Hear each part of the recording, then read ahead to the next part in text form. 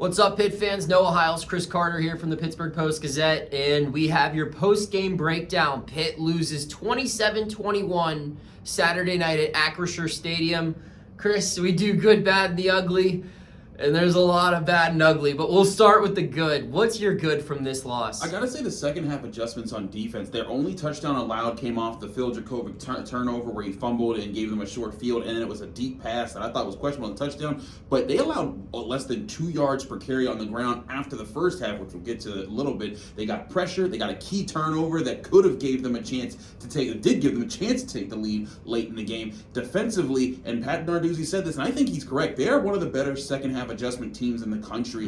They were able to take away certain things that Cincinnati was doing, and it really gave the offense time to at least figure things out. Just apparently not enough time. Yeah, and to build on your point, it reminded me a lot of week 2 last season, where Tennessee put up a lot of points in the first half.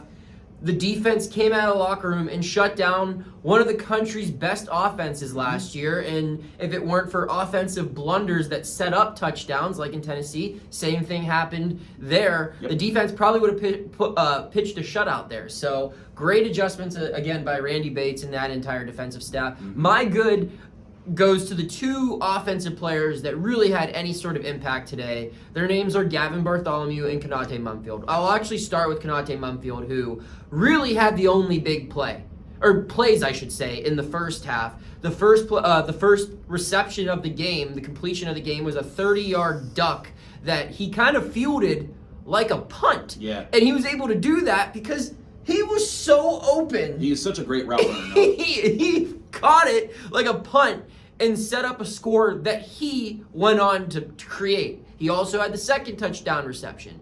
And these were plays that he went out of his way to make. These weren't necessarily great throws, but in props to him. And then you look at the other guy I mentioned, Gavin Bartholomew. I mean, a lot of his production came on one drive. Yeah. And this is a continued theme, it feels like we have with Gavin Bartholomew. When you throw this guy the ball, Carter, good things happen. I don't understand why it's not a bigger thing. This guy contributed for 76 yards of receiving offense and one drive that went 86 yards in total. You know what those other 10 yards came from? A holding penalty. Yep. So he made that all happen right there. And this is a guy who can continue to make that happen. I just don't understand the logic behind. We heard it all last year. His email got blown up. My email got blown up. Twitter DMs, everything. Why don't they throw 86 the ball? We're still asking that question, which brings us into the bad. And I'll actually start with the bad. Sure. They didn't throw 86 the ball, but you know who they did throw the ball to, Carter? Bub Means. Number 0 had 0 receptions. On 11 targets. On 11 targets. And I'll be clear. Bub Means, the potential is there. Yeah. We watch this guy practice. We hear about his 4.3 40. We see his size. We see his athleticism. But eventually, Carter, you got to put it together. It's got to start showing on the field. This was a guy who had very costly drops last season, especially in week 2 last year against Tennessee. He dropped a couple of balls today, and there were most of the time, I should say, not just a few times, most of the time, when the ball was thrown his way, he wasn't even looking, or he wasn't ready for it, or whatever. And that might be on him, that might be on the quarterback. But the connection between this starting quarterback and this quote-unquote primary option at receiver is non-existent right now. And after having an entire spring season, after having a quarterback who knows the playbook better and a receiver who's now in year 2 of this offense, for that to be happening, it's inexcusable. And what's your bad? Well, I wanted to just compound Yeah. upon that. But one thing about Bub Means is that makes this even crazier is that Phil Jurkovec made a very good point after the game. He said, that's the throw they were giving us, so we kept going after it. And they were lining up in the middle part of the field. I actually think that was part of why Gavin Bartholomew didn't get a lot of targets throughout this game, because Cincinnati's like, we're going to take away those guys. You have to hit down the sideline to those guys, to those receivers. And Phil gave some good balls, some not good balls. There were some balls I was like, hey, that was just a little underthrown and just a good play by the defense. But there were other balls where Bub means you got to at least, they call those 50-50 balls, you got to actually make it 50-50, not 100-0 the other way. I mean, 10-90 would have been nice for the Panthers. It was if just, he catches one of those, it's a different game. That's a guy. He's got to show up. The potential's there. That's and if he's not going to produce, then Pitt is in big trouble. What's your bad? My bad is the run defense in the first half. As good as the second half adjustments were, Noah, the first half was just, you had to be infuriated if you're a Pitt fan. You're watching this team. They ran the ball 20 times and got 180 yards. That is 9 yards per carry. Mm-hmm. You could just hand it off the rest of the way and just dominate. And that's what they did. They bullied Pitt. And there was a part of me that was looking at this and like, I don't have the benefit of replay live in the game, but I'm wondering, though, I'm like, can they adjust to this? Because they're just getting pushed off the ball. But Shane Simon brought up some very good points.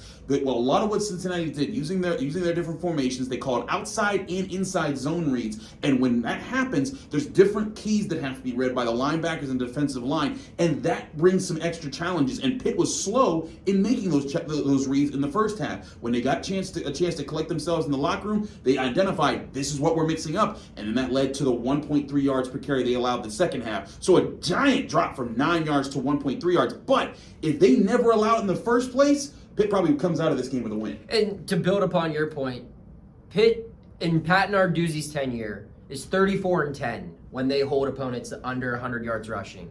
Cincinnati eclipsed 100 yards rushing in the first quarter. Yep. Their starting running back, had 100 yards rushing after 6 carries. Yep. You're setting yourself up for failure when you allow those big chunk plays on the ground like that. Carter, finish us off. Pretty clear what we're going to talk about in the ugly portion of this show. You can start ripping off the Band-Aid. I got to say it's Phil Jurkovec because even beyond just some of the mistakes he made, it was just this lack of rhythm. And we talked about that. And he said part of it was footwork. He was getting away from his footwork. And I absolutely felt that. And you and I talked about this in the press box all throughout the game, along with Ron Cook. Shout out to Ron Cook for showing up and covering it with us. But a big part of it was just every time he dropped back, he was bailing on pockets that were perfectly fine and protected. He got sacked 5 times in this game, Noah. I think about 4 of them were on him leaving the pocket. And there was a couple times where, hey, that pressure shouldn't have came.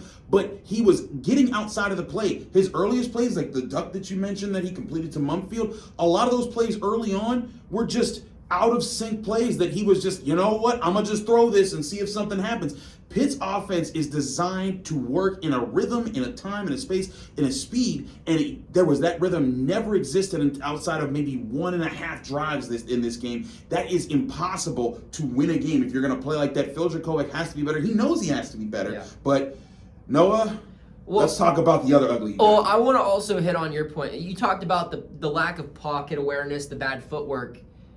The arm talent did not look good either. He missed the throws were ugly.